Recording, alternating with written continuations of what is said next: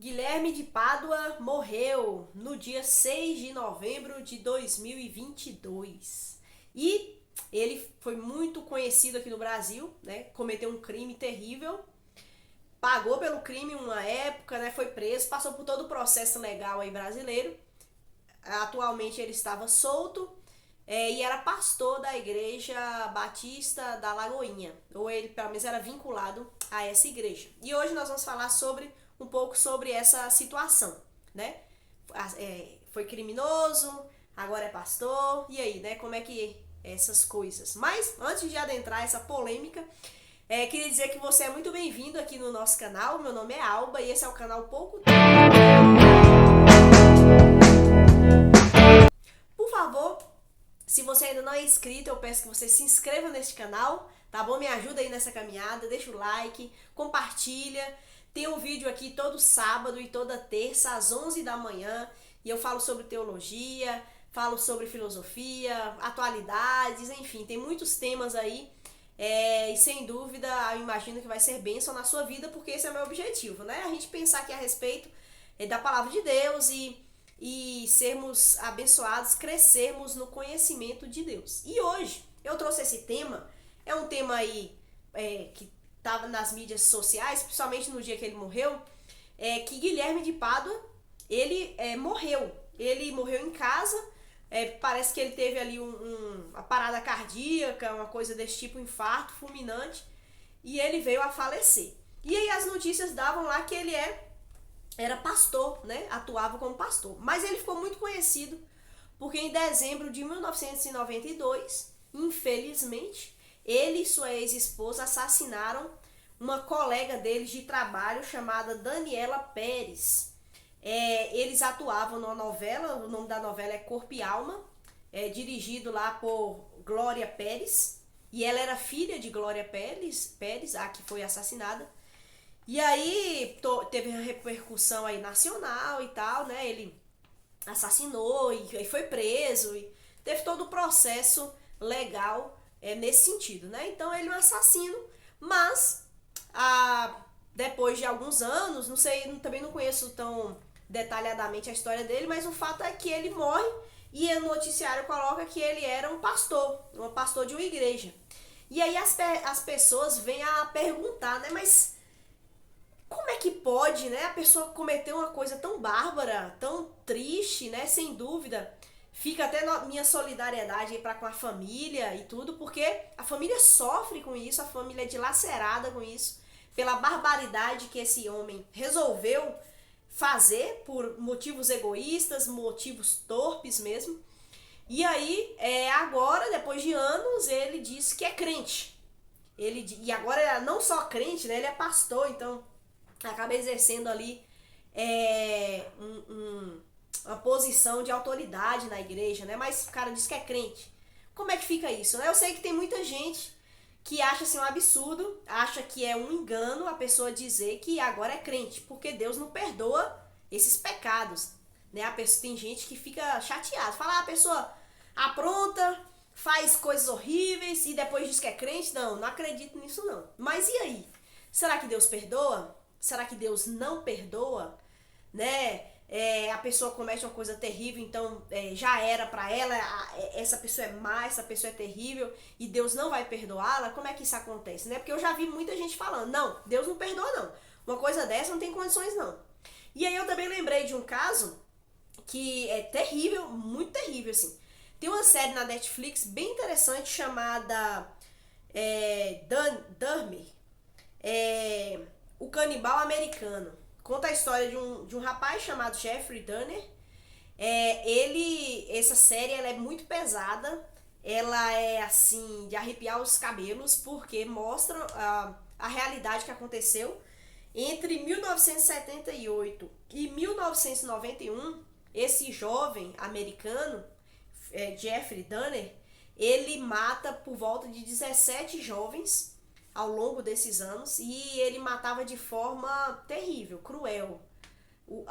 Por isso que eu tô falando, né? A série é bem pesada, porque ele tinha assim umas pulsões viciosas e ele fazia coisas com aqueles corpos, coisa terrível, terrível mesmo, de uma mente, né, como uma mente humana comete aquelas atrocidades. E a série é baseada em fatos reais, porque realmente aconteceu.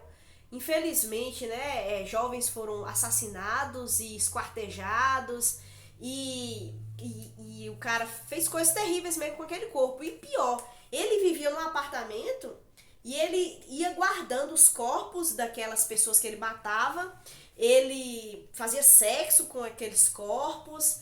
Então, assim, uma coisa assustadora. E na série, ele é preso, né? Mostra toda essa questão. Ele é preso e tal. E na prisão, ele então diz que teve um encontro com Jesus. E ele é até batizado. E aí fica aquela pergunta, né? Será que ele creu em Jesus? E será que Jesus perdoa uma pessoa que fez uma atrocidade dessa? Ele simplesmente dilacerou o coração de dezenas de pessoas, de famílias inteiras foram destruídas por conta das ações terríveis daquele rapaz, né? E ele agiu por puro prazer e loucura. Mas a questão que eu quero trazer é essa: Deus perdoa? Será que a pessoa pode dizer então que agora é perdoado por Deus, que Deus perdoa esses pecados, né? Talvez alguns vão dizer, não, Deus não perdoa, não, isso aí não tem condições não. Como é que a pessoa faz essas barbaridades e vai pro céu, né? Como assim? Tá lá no céu, aproveitando, vivendo maravilhas na presença de Deus, depois de ter feito barbaridades aqui na terra? Tem gente que vai dizer que não, que isso não pode acontecer.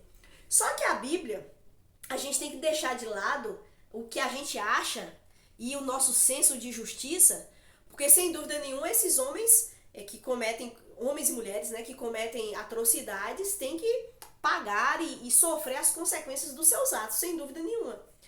Mas tirando essas coisas assim humanas, né, essa justiça humana e essa vingança também que há muitas vezes no nosso coração, a Bíblia deixa claro em Isaías 1, versículo 18, a Bíblia deixa claro o seguinte: venham, vamos refletir juntos, diz o Senhor. Embora os seus pecados sejam vermelhos como a escarlate, eles se tornarão brancos como a neve. Embora sejam rubros como púrpura, como lã se tornarão. Então a Bíblia deixa claro que por mais hediondo e podre e sujo seja o pecado humano, o sangue de Cristo é poderoso para purificar o coração dessa pessoa terrível.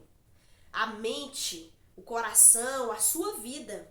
O sangue de Jesus Cristo é poderoso para purificar todo aquele que se achegar a ele. É claro que a purificação dos nossos pecados está atrelada ao arrependimento. É necessário que nós nos arrependamos dos nossos pecados. Mas aqui a questão está bem relacionada ao poder de Deus, porque há pessoas que falam que não, que Deus não perdoa. Então as pessoas tentam limitar o poder de Deus. Mas Deus, ele deseja salvar pecadores. E o pecado humano, ele é hediondo, ele é terrível. Esses pecados, esses crimes que eu relatei aqui são terríveis. Mas todo ser humano comete pecado e todo pecado diante de Deus é terrível, é hediondo. Nós ferimos a santidade de Deus. Mas os nossos pecados podem ser dessa forma, sujos, imundos, mas o sangue de Cristo é poderoso para perdoar os nossos pecados. E aí há outro versículo em 1 João 1, versículo 9, que diz assim: mas se confessarmos os nossos pecados, ele é fiel e justo para perdoar nossos pecados e nos purificar de toda injustiça. Então eu li esses dois versículos, mas a Bíblia inteira vai tratar de um Deus que tem poder para nos libertar e para perdoar todos os nossos pecados. A verdade é essa. Mas o pecado é uma coisa muito séria. É uma coisa muito profunda, arraigada no coração humano. Você já viu acontecer alguma coisa assim? Você fala, moço, como é que a pessoa teve essa coragem? Mas é porque a nossa maldade, eu digo, nós como seres humanos, ela é profunda.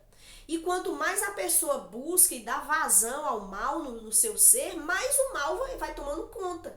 Então a pessoa, mais coisas horríveis, hediondas, terríveis, ela vai fazendo. Porque porque ela vai dando vazão a isso. E por isso, por conta dessa maldade, da profundidade e da seriedade do pecado, é que Jesus veio ao mundo. Jesus é Deus. O próprio Deus se fez carne. O Deus da vida experimentou a morte. Porque só através do sacrifício dele na cruz é que é possível essa transformação.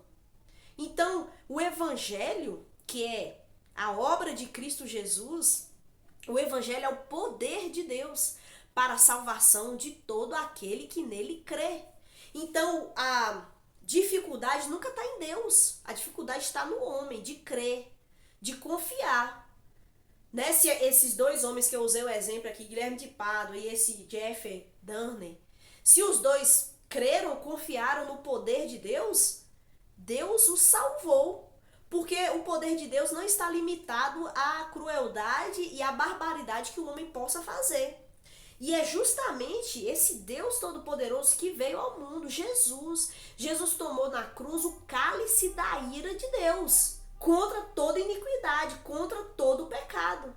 Porque Jesus experimentou isso na cruz, o castigo de Deus, para que nós pudéssemos experimentar uma nova vida.